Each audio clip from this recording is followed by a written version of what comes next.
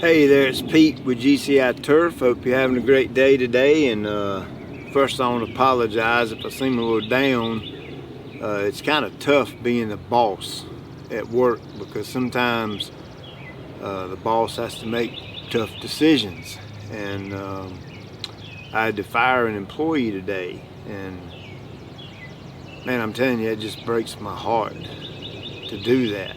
And it's never really cool when a man loses his job, but hopefully, I hope and pray the best for him, and he can move on and keep going and keep supplying his family. But it's been a tough day at work, that's all. I kind of take that stuff to heart.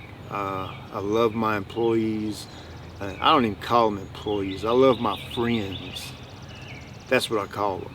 They're my friends, and I feel like I have a responsibility not only to provide them a paycheck, but to be their friend.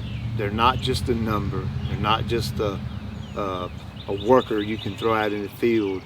They're real human beings, and there comes times when you're the boss, and when you give someone multiple opportunities to improve or show himself or whatever, or show himself worthy or whatever you want to call it, and they don't do that for the better of the company and the other employees and your own family. Sometimes you have to make those hard decisions. It sucks being the boss. It just does. Those of you that run a company and know about that, and those of you that care about people and care about your employees, you know exactly what I'm talking about. So that's that. I don't want too many more days like that.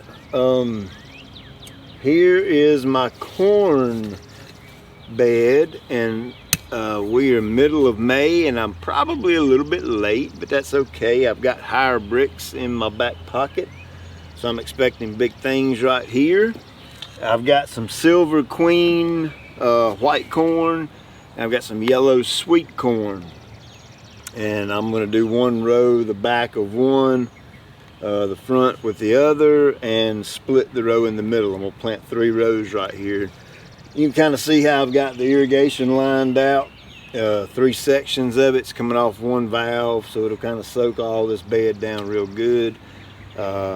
Basically pretty easy. I've actually had the corn soaking since this morning for about 8 hours to kind of give it a head start on germination.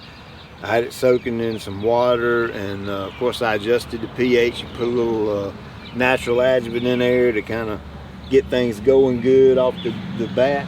And basically I'm going to come in here and row this out maybe 2 inches deep, 1.5 inches, 2 inches deep. And I'm going to space them out about 3 inches, and that's kind of tight for corn. Sometimes you may not get perfect germination for whatever reason. I've just found that with corn, and so that way if I don't get perfect germination, I've still got plenty of plants in here. Now if I do get perfect germination, I may end up coming in and thinning it out just a little bit. So corn's dirt cheap. You can buy a big old bag of seed for little or nothing. So not a bad crop to plant. It tastes real good, that's for sure. Nothing like corn on the cob, right? With some of that, what's that butter, that Kerrygold butter? Man, what you talking about?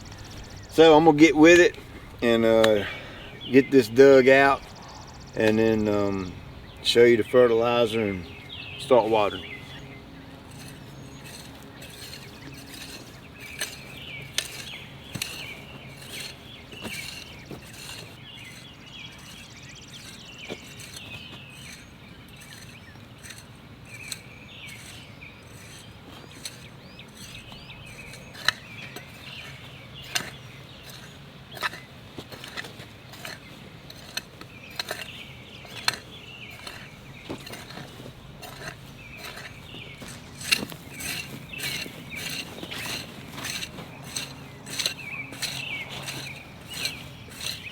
So now for the easy part, I'm just gonna go in here about every 3 inches. I'm gonna continue that all the way down and come halfway down the middle row, and then start up with my other corn.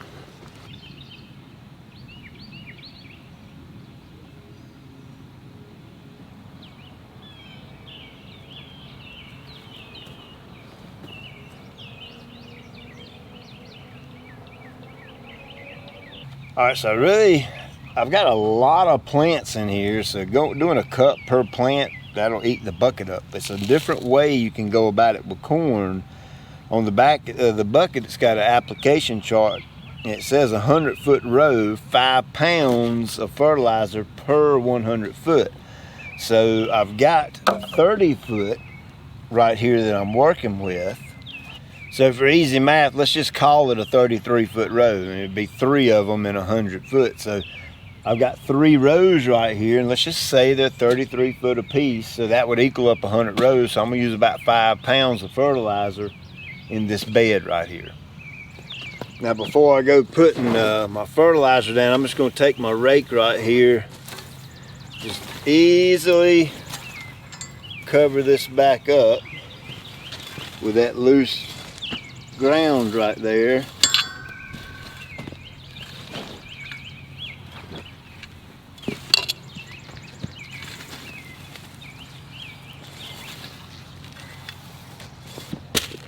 Now once I've got them in the rows and kind of buried, I kind of went back over it with a rake, just kind of loosened up the top of the ground, make it easy for the fertilizer to kind of work its way down there. So this is a 20-pound bucket, so I'm gonna use right about 1/4 of it or 1/4 of it.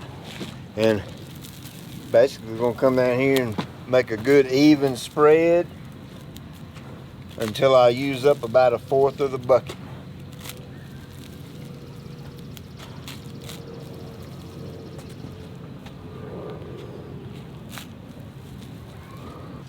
Now, you know I like my fertilizer in my garden, in the ground, in the soil. You could leave it like that and start watering if you wanted to.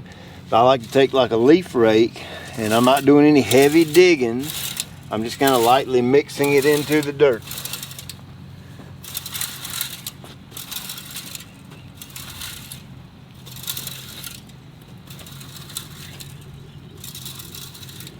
Now I'm gonna lay my irrigation back up here, kind of in the general vicinity of my rows.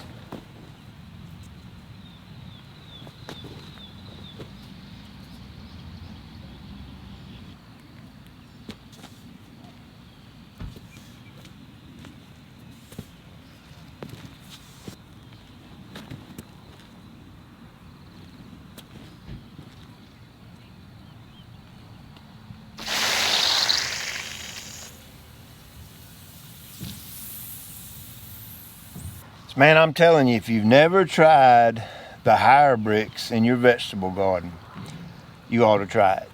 That's my some zucchini right there. It's already up and ready to go. And man, it ain't been in the ground all that long. 3 weeks maybe. I was kind of late planting it too, but the zucchini plants are humongous. Tomatoes are really getting big. Everything's getting big, starting to really put out some harvest. So it's good stuff, I'm telling you. Thank you for watching. I got a coupon code in the description for the corn fert, and I'll put the other vegetable fertilizers in there. And can't wait to get this stuff up and we can grill some corn on the cob, right? So hey, get your corn right. Check you later.